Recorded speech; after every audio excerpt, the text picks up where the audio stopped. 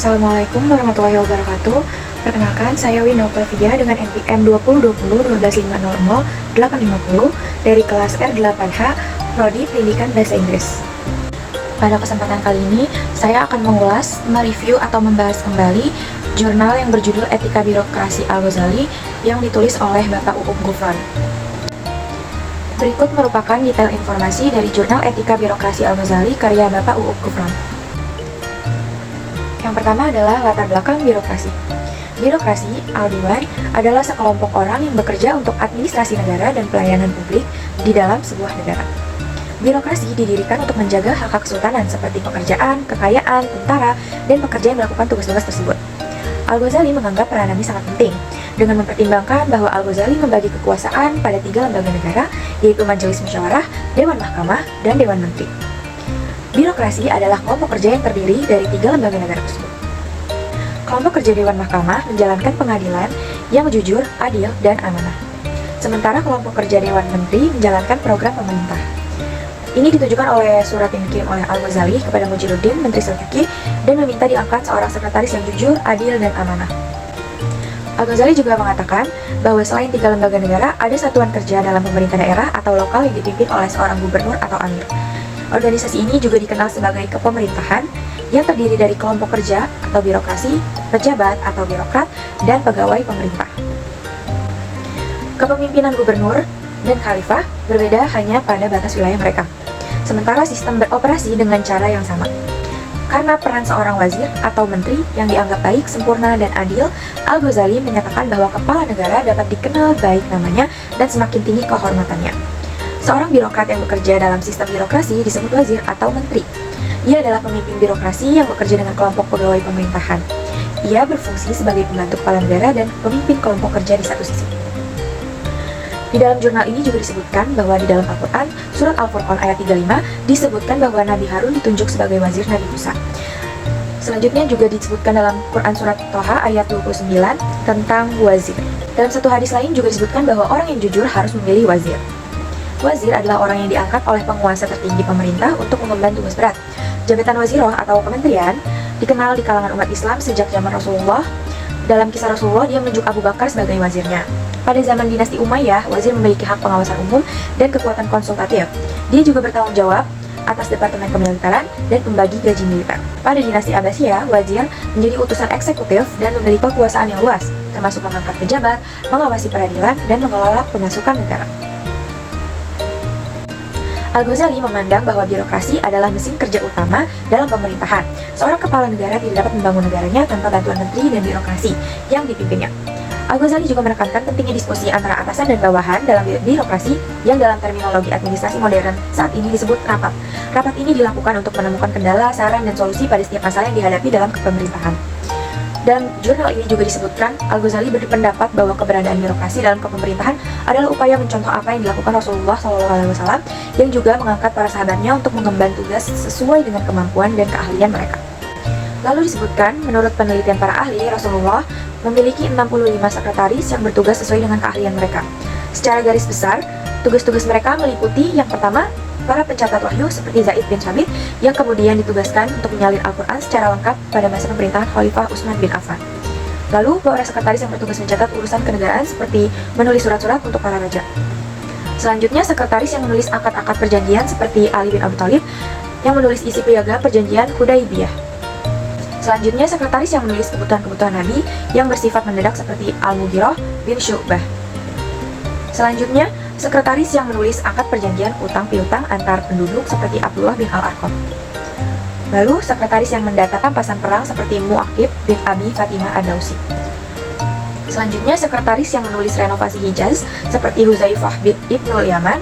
Dan yang terakhir, ada juga yang bertugas sebagai khalifahnya para sekretaris Nabi atau sejenis sekretaris umum, yaitu Hanzalah. Al-Ghazali menyatakan bahwa kepala negara harus berdiskusi dengan para menteri dan jajarannya tentang tugas-tugas negara. Menteri mendapatkan informasi, penghargaan, dan penghormatan dari kepala negara. Kepala negara harus menyadari bahwa kekuasaannya berkelanjutan karena dukungan dari jajaran bawahan dan birokrasi. Selanjutnya, di dalam jurnal ini juga disebutkan konsep atau program birokrasi pemerintahan menurut Al-Ghazali. Terdapat 5 konsep, yaitu yang pertama ada transparansi, efektif, efisiensi, kesetaraan, dan terakhir adalah visi ke depan. Yang pertama adalah transparansi. Al-Ghazali menekankan bahwa transparansi tidak hanya terkait dengan informasi dan pelayanan publik, tetapi juga dengan keterbukaan atas pendapatan keuangan negara. Ia membagi sumber pendapatan negara menjadi dua bagian, pendapatan dari non-muslim dan muslim. Pendapatan halal dari non-muslim berasal dari 4 sumber, termasuk harta rampasan perang, harta sukarela, uang pajak, dan hasil perjanjian. Sementara itu, pendapatan dari muslim dianggap halal jika berasal dari warisan, barang hilang, atau wakaf. 3 sumber lainnya termasuk bea cukai, harta yang diperoleh dengan cara paksa, dan hasil korupsi dianggap haram. Yang kedua adalah efektif. Sebuah kepemerintahan harus dijalankan dengan efektif, tepat sasaran, dan sesuai dengan tugas, fungsi, dan wewenangnya. Kepala negara harus mengatur roda pemerintahan dengan baik, memberi arahan kepada bawahannya tentang tugas dan fungsi mereka. Ketidakefektifan dalam menjalankan pekerjaan dapat mengakibatkan kekacauan, perpecahan, pekerjaan yang sembrono, dan kekacauan sosial. Al-Ghazali menyebutkan bahwa para kepala negara terdahulu membagi waktu siang hari menjadi 4 jadwal, yaitu beribadah, memberikan pelayanan kepada rakyat, makan dan minum, serta berolahraga. Lalu konsep selanjutnya adalah efisien. Disebutkan, Al-Ghazali menekankan pentingnya mengelola keuangan negara dengan efisien. Salah seorang khalifah yang dikenal jujur dan efisien dalam mengelola keuangan adalah Khalifah Umar bin Khattab. Ia berpesan kepada para pegawainya untuk membelanjakan uang negara dengan baik, efektif, dan efisien. Umar juga menekankan bahwa seorang pemimpin harus meningkatkan kesejahteraan rakyat dan tidak hidup mewah dan boros. Umar juga dikenal sebagai pemimpin yang sangat sederhana, hidup dengan sangat sederhana dan tidak memiliki beban. Al-Ghazali menekankan bahwa uang negara harus dipergunakan untuk melayani rakyat, bukan untuk melayani pejabat negara atau pemerintah. Yang terakhir, visi ke depan. Dalam konsep atau program birokrasi yang terakhir ini, visi ke depan adalah sebuah program birokrasi kepemerintahan yang harus dimiliki oleh sebuah negara. Sebuah birokrasi pemerintahan harus memiliki visi ke depan, himmah al-aliyah, yang memikirkan bagaimana negara dapat menyejahterakan rakyatnya untuk jangka panjang. Visi ke depan ini penting karena berjalannya sebuah negara tidak hanya untuk satu periode atau generasi, tetapi juga untuk masa-masa berikutnya. Para khulafaur rasyidin yang 4, Rasulullah, dan para pejabat di masa pemerintahan Anusyirwan telah menunjukkan sikap ini dengan memikirkan pengganti dan meninggalkan fondasi yang baik bagi generasi berikutnya. Kesimpulan yang dapat saya ambil dari jurnal ini adalah, jurnal ini menyoroti konsep etika birokrasi menurut Al-Ghazali yang berfokus pada pelayanan publik yang baik.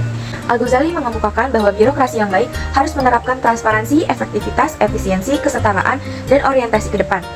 Konsep menjelaskan etika secara etimologis dan terminologis, serta menguraikan peran birokrasi dalam administrasi publik menurut pandangan Al-Ghazali. Setelah meresensi dan mereview jurnal ini, menurut saya jurnal ini memiliki beberapa kelebihan. Yang pertama, kajian terkini. Maksudnya, jurnal ini menyoroti konsep etika birokrasi menurut Al-Ghazali yang merupakan pandangan yang relevan dan penting untuk dipelajari dalam konteks administrasi publik modern. Lalu selanjutnya, jurnal ini memiliki pengaruh pemikir Islam. Al-Ghazali adalah salah satu pemikir Islam yang berpengaruh, dan pandangannya tentang etika birokrasi memberikan wawasan yang mendalam tentang bagaimana etika harus diterapkan dalam pemerintahan. Selanjutnya, kemiripan dengan gagasan modern. Maksudnya adalah, konsep etika birokrasi Al-Ghazali memiliki kemiripan dengan gagasan etika birokrasi yang digagas oleh para pemikir modern, yang menunjukkan bahwa pandangan-pandangan klasik masih relevan dan dapat diterapkan dalam konteks modern. Selanjutnya, penggunaan sumber primer. Jurnal ini menggunakan sumber primer seperti surat-surat Al-Ghazali kepada Mujiruddin yang memberikan penjelasan yang lebih mendalam tentang bagaimana Al-Ghazali melihat peran birokrasi dalam pemerintahan. Dan kelebihan yang terakhir menurut saya adalah kajian yang terpadu. Jurnal ini tidak hanya membahas etika birokrasi secara teoritis, tetapi juga memberikan konteks historis. Kelebihan terakhir adalah kajian terpadu. Maksudnya adalah, jurnal ini tidak hanya membahas etika birokrasi secara teoritis, tetapi juga memberikan konteks historis dan praktis tentang bagaimana konsep ini diterapkan dalam pemerintahan Islam klasik. Di samping kelebihannya, jurnal ini juga memiliki kekurangan yang dapat saya ambil, yaitu yang pertama, keterbatasan sumber. Jurnal ini bergantung pada sumber yang terbatas seperti surat-surat Al-Ghazali yang sebelumnya sudah saya sebutkan. Lalu penelitian yang lebih luas dan beragam tentang pandangan Al-Ghazali tentang etika birokrasi dapat memberikan wawasan yang lebih mendalam. Selanjutnya, keterbatasan konteks. Jurnal ini hanya membahas etika birokrasi dalam konteks Islam klasik. Jika penelitian lebih luas tentang aplikasi etika birokrasi dalam konteks modern dan berbagai budaya, dapat memberikan perspektif yang lebih beragam. Lalu, keterbatasan analisis. Jurnal ini lebih berfokus pada pengenalan konsep etika birokrasi Al-Ghazali daripada menganalisis implikasinya dalam praktik birokrasi modern. Analisis yang lebih mendalam tentang bagaimana konsep-konsep ini dapat diterapkan dalam konteks modern dapat memberikan wawasan yang lebih praktis. Yang terakhir adalah keterbatasan referensi. Jurnal ini memiliki beberapa referensi yang kurang relevan atau tidak mencukupi. Baik, cukup sekian dari saya. Pembahasan-pembahasan sebelumnya merupakan pemahaman yang dapat saya ambil dari Jurnal Etika Birokrasi Al-Ghazali. Kurang lebihnya mohon maaf. Wassalamualaikum warahmatullahi wabarakatuh.